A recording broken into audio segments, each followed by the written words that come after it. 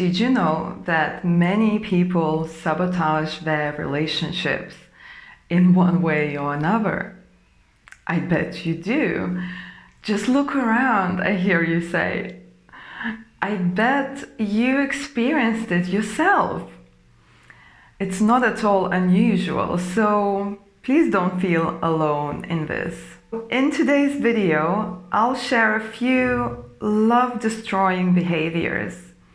This will allow you to assess your own behavior or your partner's and understand what's really going on, so you can improve it before it's too late, if you wish to maintain a long-lasting, healthy relationship.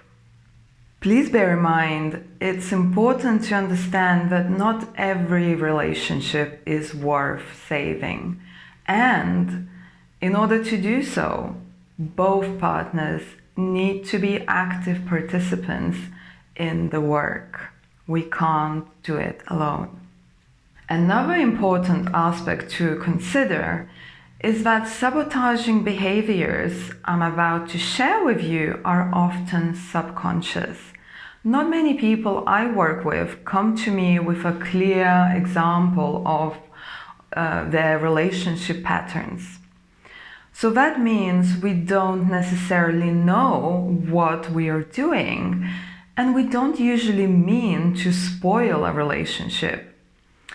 But by thinking calmly and without harsh self-judgment, you can evaluate what relationship sabotaging behaviors feel familiar to you, so you can become aware of them, and that will help you to shift them much more easily.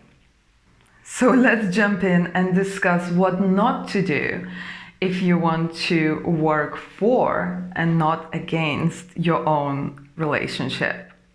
So number one, don't try to make your partner jealous on purpose. This is such a childish mind game. And you are not a child if you are dating, I presume. This is a clear lose-lose strategy, and I would even go as far as to call it toxic and manipulative. Forget all about those movie stories where they show you that this is how you keep your partner interested and passionate. It's all total nonsense. By trying to make your partner jealous, all you're doing is making yourself appear untrustworthy, potentially unfaithful, or manipulative. And let's remember, mutual trust and respect are the foundations of a healthy relationship. Also consider this: even if your partner doesn't react to such behavior immediately, I can guarantee you it will slowly start building resentment. If you want a long-term relationship, you need to consider the long-term effects of your behavior. Even if you are only pretending to be interested in other people in order to play the game and make your partner feel jealous, the impressions you make in the early days may resurface down the line, and they probably won't be as great. So number two, don't take a role of a therapist or detective. I remember that when I started dating my now beloved husband, once he asked me whether I am constantly analyzing everything he says and does. That was an interesting question, and the answer is obviously no. I am not in a working mode all the time, and especially when I am spending a lovely evening with someone I'm dating. Dating clients would be unprofessional, if you get my drift. So don't treat your partner as some kind of therapy client, or even worse, a case subject. There is no need for interrogation. It really kills the flow. People will open up if they feel safe with you, if they feel you are present In the moment, you are listening, you are seeing them, and if they are ready to share. So learn to ditch this habit of constantly asking, what are you thinking? What are you feeling? Or, I noticed you weren't excited when I told you about XYZ. Or, what's wrong with you? And so on. No one likes to feel like they've signed up for some ongoing interrogation with every thought and action being analyzed. Where is the fun in that? And yes, fun is a very important part in a healthy relationship. And of course, if there is something really important to discuss, you should be able to talk about it when situation arises. It can be done in many calm, healthy ways without treating a relationship like one big explorative therapy session. Allow your partner to have a few private thoughts. Some monitoring is necessary, but so are boundaries. So is a sense of freedom and fun. Overthinking and overanalyzing is often driven by emotional insecurity, and your partner won't fix it even if they lay out every thought that crosses their mind. This is something you may need to fix yourself for the sake of a healthier relationship. And that leads me to the next relationship sabotaging behavior, being too clingy. Number 3, don't be clingy. So being too clingy is also to do with insecurity, and it affects so many relationships, and not in the best way. By being clingy, subconsciously, you are trying to avoid rejection.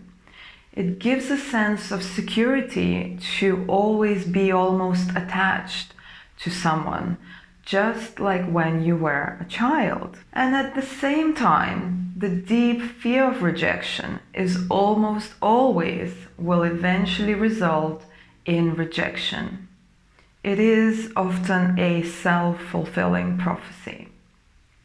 Constantly asking someone what they are thinking, where are they, what are they doing, who are they with, and so on, is a form of control.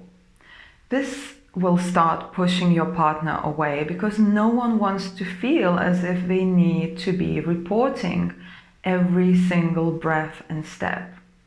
It's suffocating to feel that someone doubts you all the time. You can't really connect to someone who is constantly questioning you. Doubt and constant distrust will never create a real intimacy. And without it, a relationship is as good as dry and hard biscuit. So learn to give space to each other. You may need to address your insecurity instead of trying to manipulate your partner through playing games. The truth is, nothing is 100% guaranteed in life, and we cannot demand a total security from our partners or any other aspect of life for that matter. That's just heavy dependency on someone or something else. It's important to learn to feel secure within yourself. And when you do, it will be a total game changer in your relationships and everything else.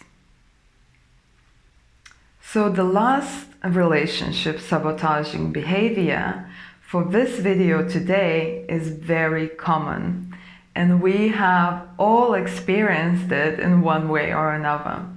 Whether we are doing it or someone else did it to us, or we have observed it in other people's relationships. So number 4 is a biggie. Stop trying to change them. So in a healthy relationship, people can create a safe space and help one another to grow spiritually, emotionally, mentally. So partners naturally change over time, hopefully in beautiful ways. Some of my clients reported back saying that after working together with me, they have healed certain traumas from previous relationships and were able to start co-creating new, healthier relationships. They have also noticed that they were continuing to naturally change. For example, their addiction dissolved, or they became more physically active and joined some sports, or their body weight naturally dropped without dieting, and so on. So relationships influence us a lot. So obviously we have some expectations, and we really should. Expectations should be based on our values. Yet actively trying to change your partner to fit your expectations sends them an unspoken message that says you are not good enough as you are. If everything they do is wrong, what they are interested in is boring, what they wear is unacceptable, who they hang out with is disappointing, recognize this for what it really is: a need to control. Even if they have terrible habits, but they aren't asking you for help to overcome those, is it really your place to insist and demand? That's a thought. And honestly, ask yourself, after all, why did you fall for them if they are so flawed? What is it there for you to gain from this dynamic? Some people feel they are trying to improve others by regularly pointing out what's wrong with them. Frequent criticism is one of the most toxic behaviors in relationships and is a pretty big indicator of an abusive relationship. Even if it's done under some perceived good intention, it's very damaging. The worst is when this criticism is done in front of other people or children, because they definitely are gonna pick up on that. So if you find yourself in the role of a critic, consider that you might be psychologically projecting inner criticism you battling deep inside yourself. This can also be healed, and consequently, it would improve your relationships dramatically. So this is all I wanted to share in this video. And we will continue discussing other types of self-sabotaging behaviors in relationships in part 2. So please stay tuned for that. And in the meantime, if you enjoy this content, if you find it useful, please subscribe, please show me some love by liking the video and perhaps sharing it with somebody who you might think would benefit from this information. Okay, so thank you for watching, and I'll see you next time. Bye for now.